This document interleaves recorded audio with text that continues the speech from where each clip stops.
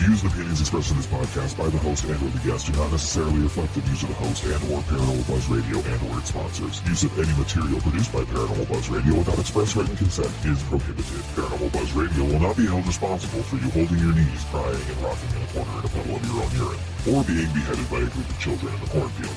In fact, if you come across a group of children in a cornfield, we promise to make fun of you as you run away screaming in terror. Listener discretion is advised.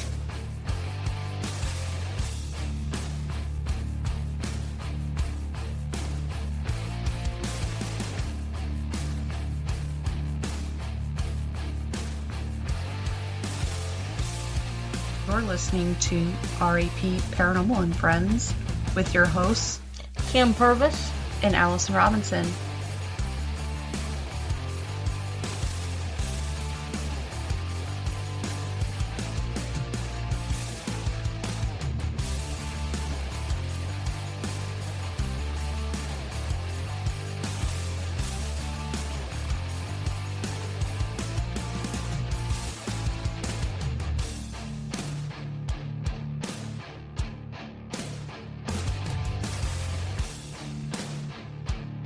Make sure to check us out on our Facebook pages, RAP Paranormal and Friends and RAP Paranormal Busters, for up-to-date show information and events.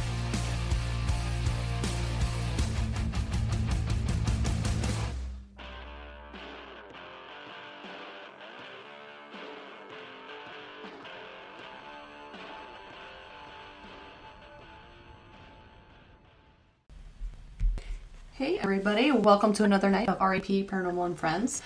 We have a special guest for you tonight. Got a little bit different topics, so it's going to be fun, interesting, and can't wait to talk to him. But first, I just want to let you know that our guest, he's an author, musician, director, and he's founder of Moonlight Monster Media, so please welcome Dustin Grammer to the show. Welcome, Dustin. Hey, how are y'all tonight? Doing good. So, I'm interested in knowing a little bit about you. I know when I was kind of reading some of your things, you started this production, Moonlight Monster Media, but I want you to tell our guest, how does this tie in with you being a musician, and how did this all come about?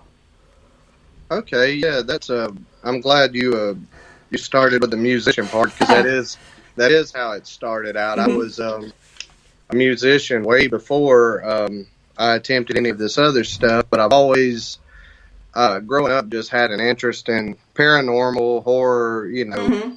ghost stories, that sort of stuff. But I played the guitar, and the way I came to where I'm at is Mm-hmm. at my job. And see, I'm going to tell this right this time. I always forget to come back and tell the part where I eventually succeeded at work. Yeah. But I had been where I worked for 10 years and got a promotion that required you to take a very hard examination and get a license. Mm-hmm.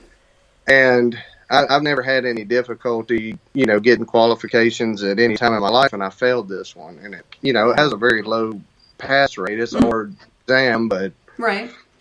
I put 10 years of a career on the line with this and failed it the first time. And, I had a young son at home, and my wife was pregnant at the time. Mm-hmm, So I just sat out and felt like a loser. You just, that sort of thing. Yeah, it hit you in the gut. Yeah, I'm like, I'll lose my job if I don't get this, and that's 10 years down the drain. So being a musician, when you fail that miserably, your self-worth, your worth goes down, and you just want to prove something to yourself. Mm-hmm. So I decided to record a piece of music, and I did this electric guitar, kind of heavier metal style piece called Silver Bullet. Mm-hmm. And, eventually I did go on to pass the test and get the license, and I still work at the same place to this day. This was probably in 2016, so almost 10 years since, Oh, wow, yeah. So a couple of years went by, and, I just started to set these goals. I watch a lot of B, C movies, documentaries on Bigfoot, the ghost hunters, that sort of stuff. And Right.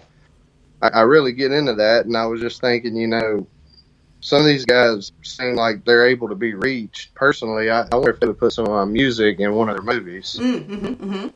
So I'll stop there because I don't want to just keep rambling on right when the show started, but I could. No, I could that's go on for a completely while. that's completely fine. I want to hear the story of how this all came to, because I mean I read some of it, but this will kind of help our listeners understand where we're going with this. So that's completely fine if you want to ramble. Okay, so that's the beginning. So it started with music. I've been playing guitar since I was 15, and I started wanting to just, I don't remember why. I just kind of thought, man, it'd be cool to have a piece featured in music. So what I started to do was, when I'd watch these movies on Prime or YouTube or whatever, right, I would go to the credits and see what company or if a director, and then I would look them up on like Facebook, and I had written, a message, and I would just copy and paste. Hey, I'm Dustin Grammer. I really liked your movie, because of course, if I'm sending it, I did watch the movie. And I was wondering if you have any projects coming up, if you would just, I wasn't even going to charge you. I'm like, just for free, you put like 5 seconds of a song in a movie. Because at this point, I had a couple more I'd recorded. And when you cold call or email like that, I could have hit maybe, 20 people, and I think I got like 2 replies. You get like 2 to 3 replies, and Thomas Markham, who runs Zombie Media outfit, Zombie Media and then Zombie Media Publishing, he actually responded back to me and was very kind and answered some questions for me and listened to my tracks and gave me feedback. But he, used a different program, and he had different methods, and a lot of them already had their own guy, so that didn't work out that year. And I don't remember, a couple of years later, I decided to try again, and I didn't have any more success. So the story, the moral of the story, I guess, is persistence. Right. And the technology, the apps on the phones get better, and we started making reels, me and my friend, and become digital creators. And he's gone his own way since doing his thing. We'll team up every once in a while, but my editing skills started to get a little better. Yeah. And we started doing like mockumentary type Bigfoot UFO sightings with these 2 redneck characters. We put on wigs or whatever. Yeah. So one day I just sat there and I was like, I'll just make my own movie, like low quality, use some retro effects, make like an old 80s tape. And I reached out yet again to Thomas Markham at Zombie Media to ask him, how do you make your movies? And yet again, he answered every question I ever had. And I've gotten so far, and I'm very thankful. I don't want everybody, if you're listening to everything, that for 1 minute I'm not appreciative. I had a lot of volunteers on the Steeds Ridge movie. That's what I ended up calling it, which it's a fictional town in Alabama, and everybody played these goofy witnesses, and they did it for free. It was fun, and we went through Zombie Media distributed it for me, and it's on Tubi. It's I think it's still on there. Yeah, it is. Oh, so that was that. So now I had this going and got on a podcast and did this, and we're promoting a movie. Well, then I start, I have a friend that does podcasts, and he was trying to get a few things going there for a minute, and I was going to do an audio. I didn't want to do a podcast, but I thought about doing some sort of audio channel where I tell like horror stories. Oh yeah. And I started setting up a mic with my computer and trying to like freelance, freebase it with no notes, and I couldn't do it. So I started taking notes in a notepad. Yep. Like bullet points, and then that wasn't getting it, so I started just full out typing paragraphs to read, and by the time I did all that work typing, I just figured I might as well make a book. So then that's how the book came up. And I was going to ask you how did this book So yet again, I hit Thomas Markham up at Zombie Media, because he publishes books, and he's written books. I'm like, how do you do this? And he, step by step, so I'm like, hey man, I think I've got this book of short stories, or 19 short stories done. He said, well, if you want me to, I'll publish that for you. Let me get if you don't mind me having a look at it. And then, so now the book's published. So it's just a domino effect of having hobbies and just taking these random shots at things like, hey, this sounds like this might be fun. Let me try it. Yeah. Well, and I love it. I love it that you take that. Like, I could not sit down and write a book. I mean, when I was younger, yes, I thought that's what I wanted to do. I even have like a whole kit to make my own book back in like 4th grade. And I started writing like a thriller book, and I only got about 4 pages in, and that's about all there is to it. So kudos to you to sitting down and doing this. But going back to your mockumentary, Steeds Ridge, how did you come up with the name, and how did you decide to do one kind of like a spoof on like Bigfoot? And I want to be clear, it is a mockumentary, but Right. I'm not making fun of anybody. Yeah. I really enjoyed I'm just not a serious person. Right. So, and you know, it was all learning. Like, I had no idea what I was doing. I still don't, but you know, I get lucky every once in a while. But because I take so many shots, I miss a whole lot. But That's what you gotta we were do. doing funny reels, and it just came natural. You know, and I put my own music in it. You know, that was the goal to begin with. But I don't know. People thought some of our Bigfoot and ghost reels were funny, so we kind of made a mockumentary because I didn't know anybody. Well, I do know one person who actually has sightings, but I was going to bring her into something funny. You know, I was attempting to do an actual serious documentary, and I interviewed her, but I wasn't going to bring her into something as silly as Steve's Ridge was. So, and I've always, you know, Bigfoot's always interested me, and that it was just easy to go with that because you know, I couldn't be wrong, I guess, in the way I did it. Right. Yeah, absolutely. Now, do you believe in Bigfoot? Okay, I would really like to. Yeah. I'm not sure how I feel about it though. It's where I'm at. It's the people who say they've seen it though. I mean, I'm not calling anybody a liar because it's, you know, they're convinced that they saw something, and I don't know. I'm just kind of open on that one. Paranormal, I'm a little more of a believer in, but Bigfoot, I'm kind of on the fence sometimes because there's so many people who are opportunists and they'll fake stuff for attention. Oh yeah, absolutely. And I don't know, but I'd like to think that there's a Bigfoot out there. You know, when we went to Indiana State Sanatorium was it last? No, it was not last summer. It was the summer before. I swear there was something like that out in those trees. We were up on top of the roof of one of the buildings, and we could hear like a knocking on a tree. And we're like, there's got to be a critter out there. So we're like shining the light. We're trying to yell, but it continuously kept knocking on the same tree. And you could see just the branches on that tree move. It was the most bizarre thing ever. And one time when we were at Cambry House, swore we heard something out there that sounded like Bigfoot. It could have been somebody on the river. Don't know. But, you know, that's one of those things too that I'm like, I'd like to believe it's real, but I don't know if it really is. You know, and some people are like, well, they're interdimensionals. That's why you don't ever see them, because they can, you know, cross into other dimensions and stuff, and that's why you don't ever see them. If that's real, it'd be cool if that's real, but, you know, I don't know. Yeah, I was about to ask you that question. What do you think? What do you think about it, or have you seen anything before? So I have not, but those are the things that I have experienced. I'm kind of like, okay, what is really making that? Because, like, you know, if it was an actual like animal or something and we're like screaming at it, yelling at it, flashing a light, you think it would like take off, but it just continuously, like, we would do something and then it would just knock on that same tree. Like, I'm like, that's kind of odd. Like, it, you know how they do those tree knocks or whatever, that's kind of what it was. It was really weird, and you could see just that one tree, like the leaves on it kind of move. Really bizarre. Didn't see any, you know, critters in there when we were shining the light. We walked down there. I don't know. I couldn't explain it, but whether it was or not, I don't know. Something I would still like to go out and try to investigate, but I don't know if Kim wants to go in the middle of the night in a wooded area that we don't know anything about by ourselves. Can I take my gun? I suppose. Not for Bigfoot, but all the other animals that might attack you. Oh, yeah. Yeah, I did sort of like I said, I was kind of working on a more serious documentary type thing, and I went out in the woods because, you know, the lady I know doesn't live too far from here says they come up and yell at the house and stuff. And oh, wow. So I did go out in the woods around here, but I also did, you know, bring a gun because other, you know, animals, but I totally get that. Oh, yeah. Yeah, I know about that. I mean, I still want to do it, but I'd have to go in a group. Maybe somebody who's more experienced searching for those things before I did that. But, yeah, that's still on my list of things. I can see you getting lost in timber. I probably would. I honestly probably would. It doesn't take much for me to get lost anywhere. Now, we already talked about Steve's Ridge. I did see it on Tubi. Was there any other places, like if somebody wanted to check it out? I can't remember if it was on like Amazon Prime or anything like that.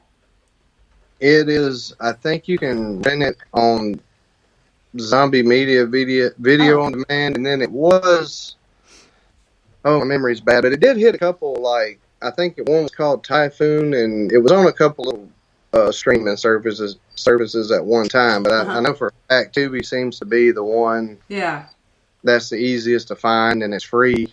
Some of the other ones I think you had to pay and rent it, but that one's kind of getting a couple years in the rearview mirror now, and I have a hard time keeping. I kind of moved on to the book stuff now, and the movie thing is kind of hit the back burner for now. Gotcha. That was what I was going to ask you. I wondered if you had anything else in the books for doing any more films or anything like that.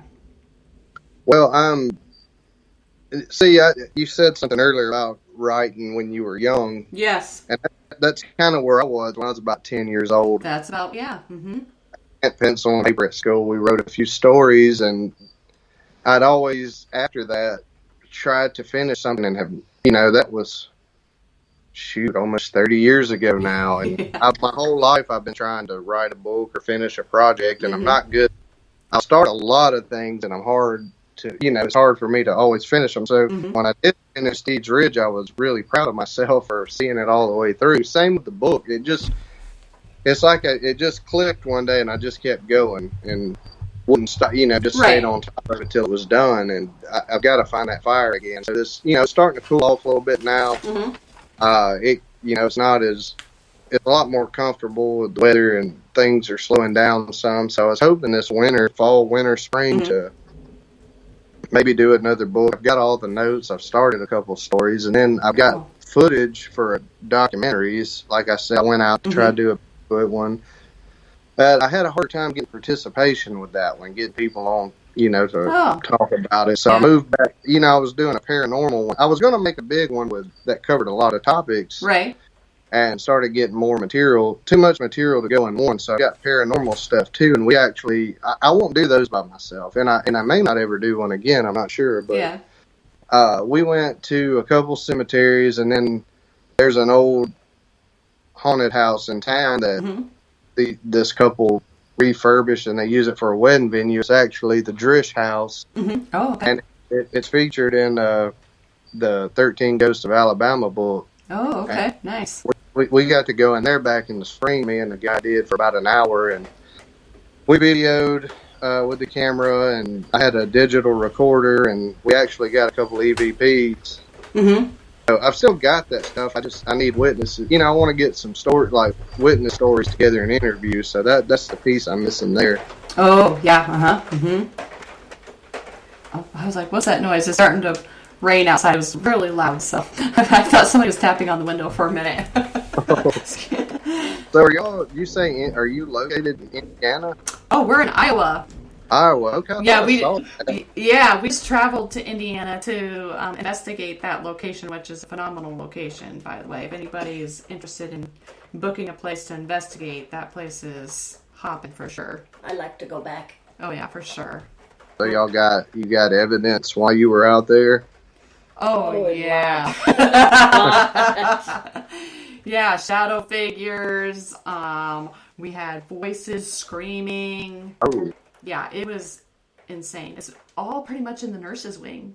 And they drained my music box. They wouldn't shut it off at all. Oh, yeah. That thing went off the whole time. We have a paranormal music box, so it, detects shadow. So if something walks in front of it, it's going to play this, creepy kind of music and flash its light. It would not stop. Oh, wow. Yeah, it was insane. But anywho. Now, I know you said that your filming and stuff is on the back burner, but anybody who's listening who might be thinking about getting into that, do you have any words of wisdom for them as to how they should get started or anything like that? Or yeah, I mean, not to be cheesy or anything, but if the words of wisdom I have is just start. Just if it's fun to you and you enjoy, or maybe not even fun, but interesting, if it's something you're interested in, you just have to start. I mean, some people are more prepared than I am, and they do a lot of research, but I'm one to just start trying stuff, and you've just got to be ready to be persistent. And I'm still at that stage too. I mean, it's a challenge, and you get moments where you feel defeated or you feel down and you feel like you're wasting your time or nobody cares about what you're doing or you feel like you kind of suck at it because, you know, you're like, this is not good. But, you know, it's fun. So, right. I mean, I wouldn't say I had like a lot of nuggets of wisdom other than to just go for it and be ready to just take it as a challenge and keep, you know, the more project, every time I complete a project, I learn a lot. And the next time I try again, I'm going to be better. You know, I learn a lot of techniques with cameras or the writing aspect. I go back and look through stuff and see kind of what I didn't like as much. And I get a from people stories on which ones that they like the most. So that's it. Just, you know, you'd be surprised once you start stuff like that and get in Facebook groups or, you know, social media posts or people who will support you. And, you know, I'm really thankful for that. You know, I wouldn't have been going without that. Yeah, for sure. I mean, having a network of people helps out tremendously, honestly. It really does. It helps you, what's the word I want to say? I can't think of the word. I'm having a brain fart right now. But you're able to connect with other people that may have the same interest as you, and they can help you, you know, guide you through things. Maybe they know a little bit more in one area, and you might know something more in another area, and you guys can network in that sense to help each other out, which is amazing. Absolutely. Yeah. With you stepping aside from your film, you do have a book of short horror stories called Dirt Road Tales, correct? Yes, Dirt Road Tales of Horror. Yep. Now, can you kind of give us a little brief description of like what's in there, or how did you come up with these stories? Yeah, it's there's 19 short stories in there. They're all based in the southeastern United States. Because, you know, initially, like I said, I was going to do like an audio channel, and I may still do that when I get more material. I like to have like 30, 40 stories in the bank before I start something like that. Oh, yeah. So I decided to go the southeast because if I'm going to do audio, which now there's technology with AI and all that stuff, change voices, but I have an accent, so I was like, well, if it's going to be sort of immersive, I probably should stick it in the South. So I bet some of the stories don't necessarily stay, but I kind of try to hit different states, and I tried not to repeat topics. And some of the stories, most of them I just came up with in the last year, but there were a couple from earlier ages. You know, and the dirt road thing is sort of significant because me and my brother, we lived on a dirt road growing up. Okay. And we would walk up and down it after school talking sometimes, and we'd tell each other stories. So that it kind of plays back into that. And a couple of the stories come from that time, and some in high school, and then just some I came up with as an adult. Wow. I was going to ask you how you came up with that. Oh my gosh, the title for the book. My brain is just poof.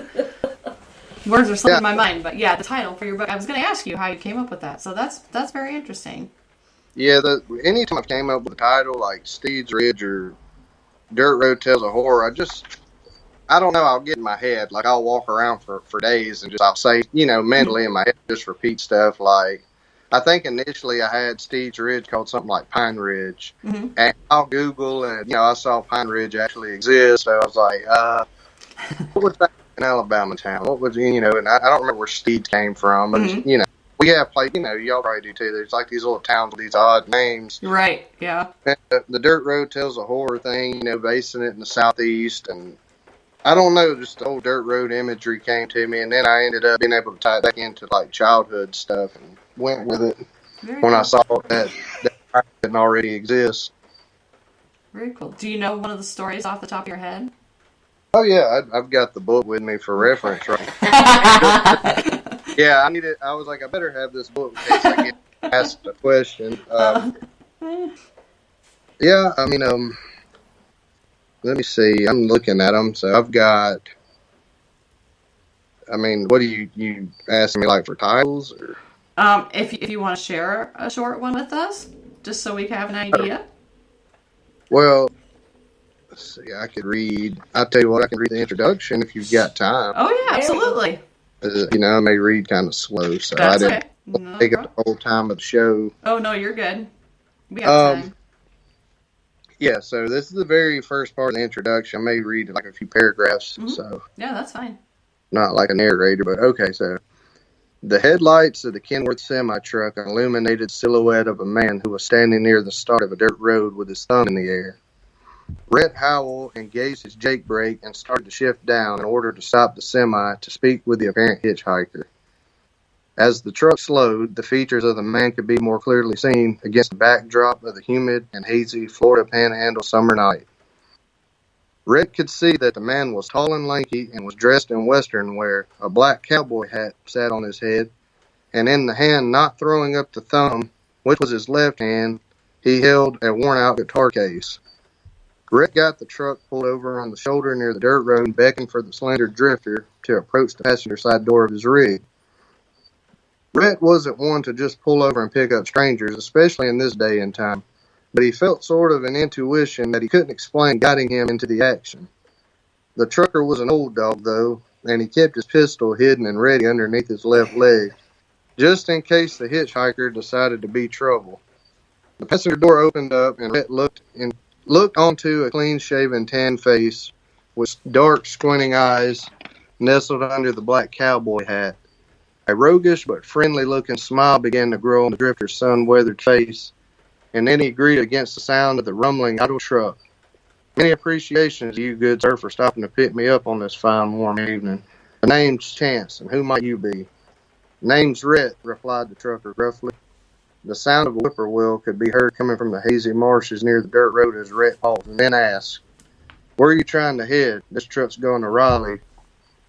"North Carolina sounds good, Mr. Rhett. You see, I make my living off of ballad stories and a little bit of gambling from time to time. I ain't got no place that I call home, so I'm always on the move, but I'm ready to get out from Florida for now," Chance said, now climbing up into the truck, shutting the door. "Don't try no funny business, young man, and I think we'll be all right.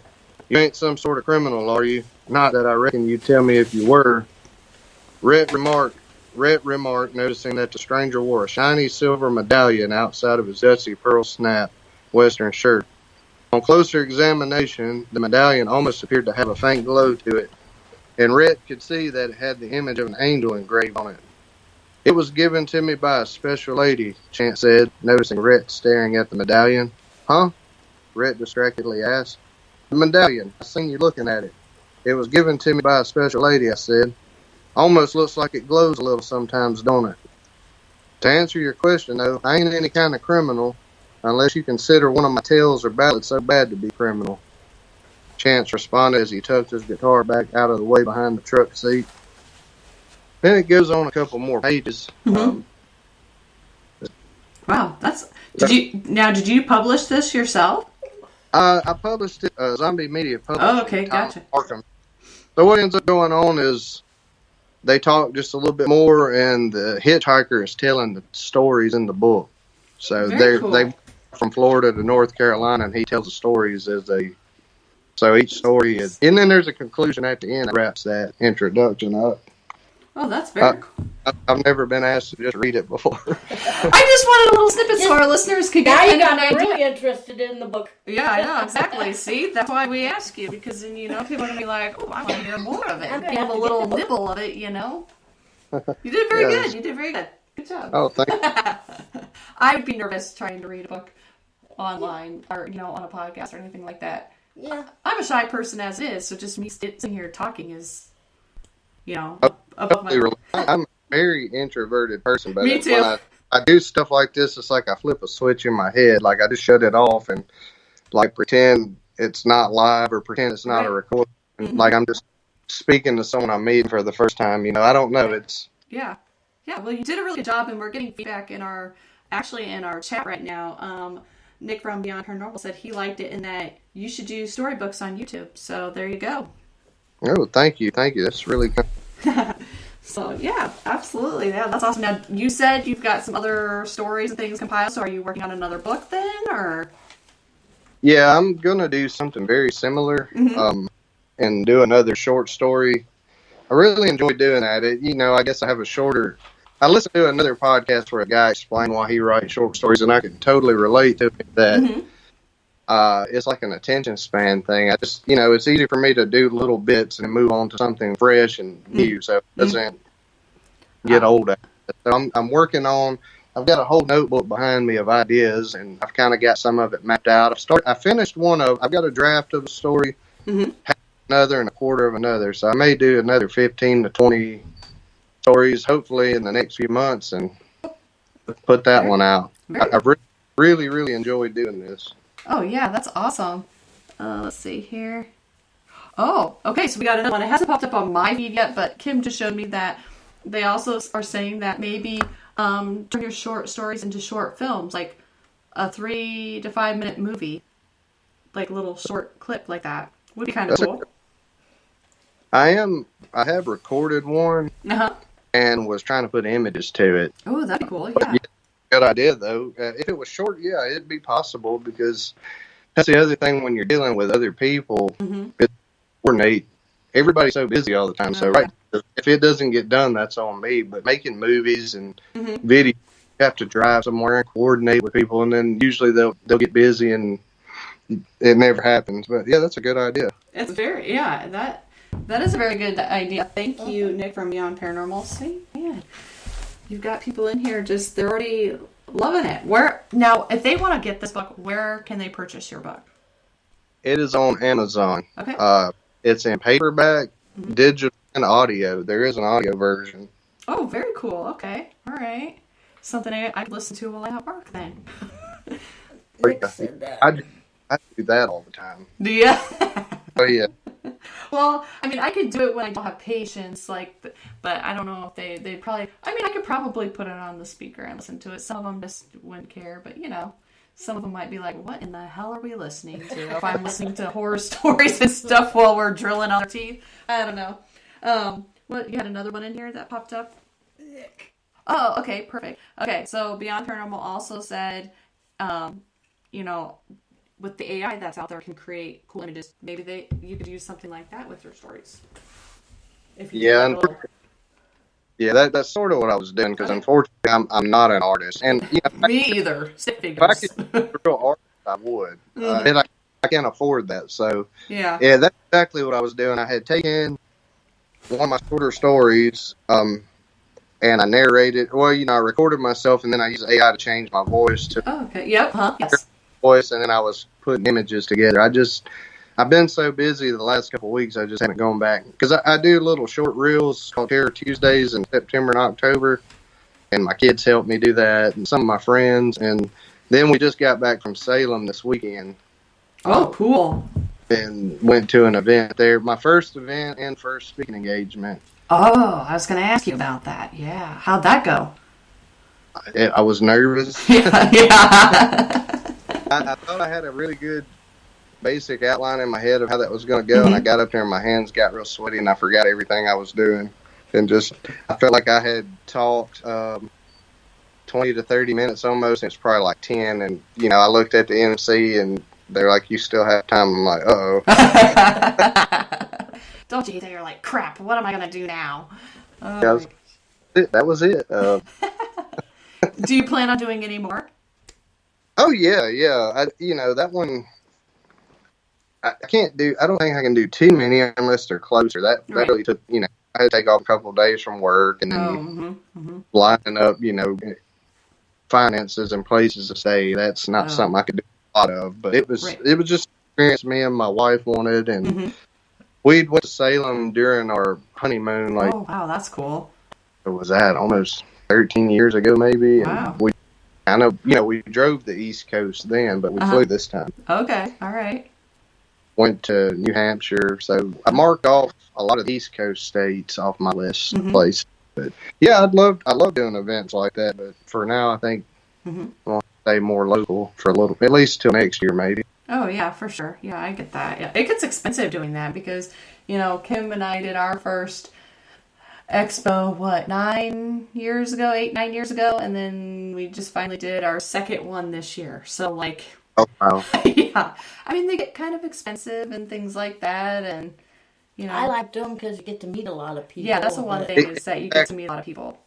I was the most excited about that because I network in through Facebook and all with people in New England. It made, and so I was more excited about just meeting them in person and meeting people who were going to be there than I was anything I was bringing or having to do. It was fun. Oh. That part was fun.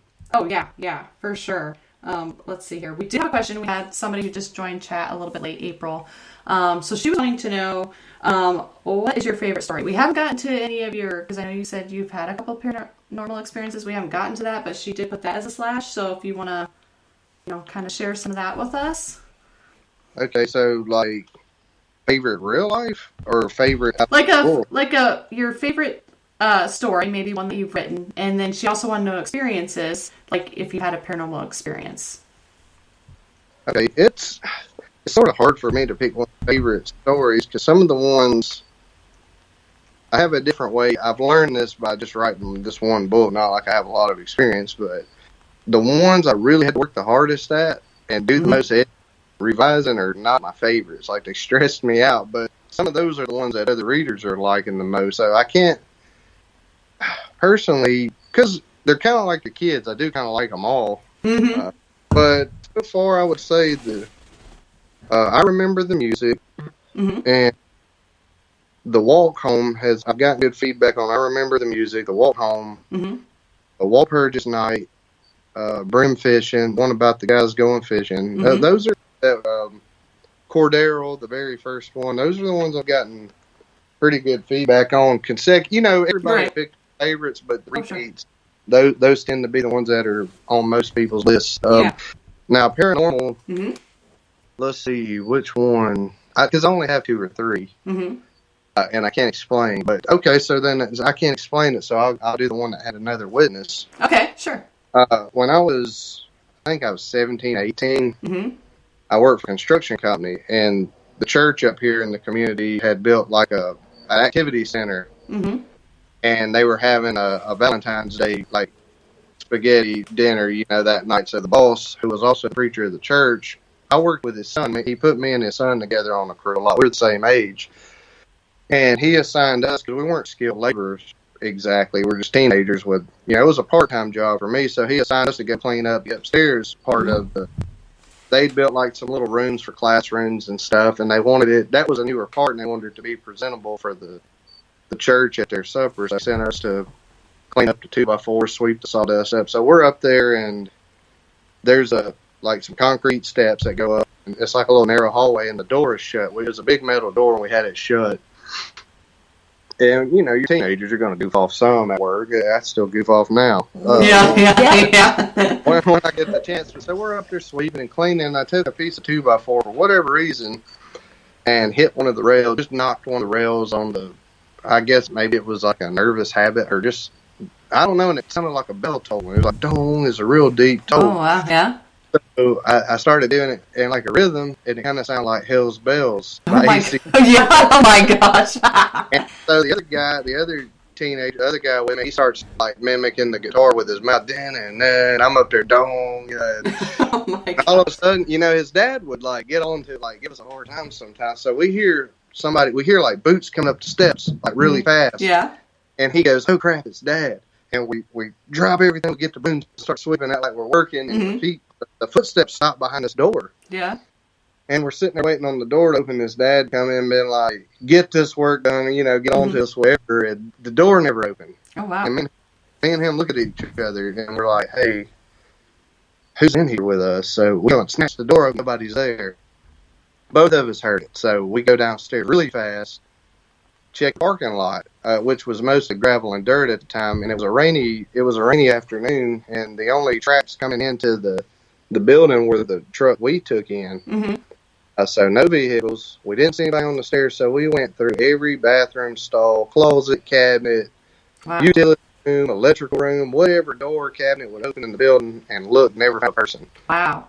And it's one of those things where had a second person we both jumped because we thought we were about to get chewed out. So I know he heard it. Right, yeah. I would have thought it was something else, but so that's one of them. I've never forgot. Wow. Well, that would be one not to forget, honestly. It's always creepy hearing footsteps come up on you. You don't see anybody. Yeah. And yeah, we didn't wait long either till we opened the door. So it's not like if somebody was there, they had time to get away, because we would have heard them descending the stairs, leaving. Right, yeah, exactly. And the steps came up fast. Like it was like somebody was sure enough like coming to get us. Like, you guys are fixing to get in trouble for play because we working. Yeah. Now, have you ever thought about like investigating the paranormal? Well, with the documentary thing, I was kind of With the cemeteries? What's that? Yeah, Yeah. I put a couple of EMP meters and a digital recorder with a microphone. And I got a couple guys to go with me because it kind of scared me a little bit. Yeah. And I needed somebody to hold equipment, and somebody, I ran the camera and had these two guys with me from work that are my friends, and we go out, and the first stop we make in the cemetery, at one point, the EMP meter starts going to red. And I'm like, hold on, let me get my camera. I got to film this. And, we're filming it, and I'm freaking out. So I'm like, dude, this thing is going off. And the guy says, what did you expect to go on in the graveyard at night? And I said, no, honestly, nothing. Right. We were just going for, like, if something happens, it happens. If it don't, I'm just going to record our little trip and add it to the movie. And we got way more than we bargained for. Went to the second location, and nothing happened. The EMP meter would go up and go, Yeah. So we got that on film, and I got home that night, put my earbuds in, and started listening. Just started the recorder from the beginning, let it play, and closed my eyes up there, and actually heard a EVP pop up. Oh, wow. And it made me jump. My wife and kids don't went to bed, so I'm in there kind of in the dark living room, and it gave me chills. So I rewind it, and I'm listening to it over and over, and then I edited out just that small section and put in an audio thing to try to edit it clear, and I swear it sounds like I cut the head off tonight. Oh. Like you hear tonight. Oh my gosh, that would be a creepy one to catch. It's kind of giving me chills now, because it's like, we went out there, I didn't expect anything to happen, and you hear something that intense.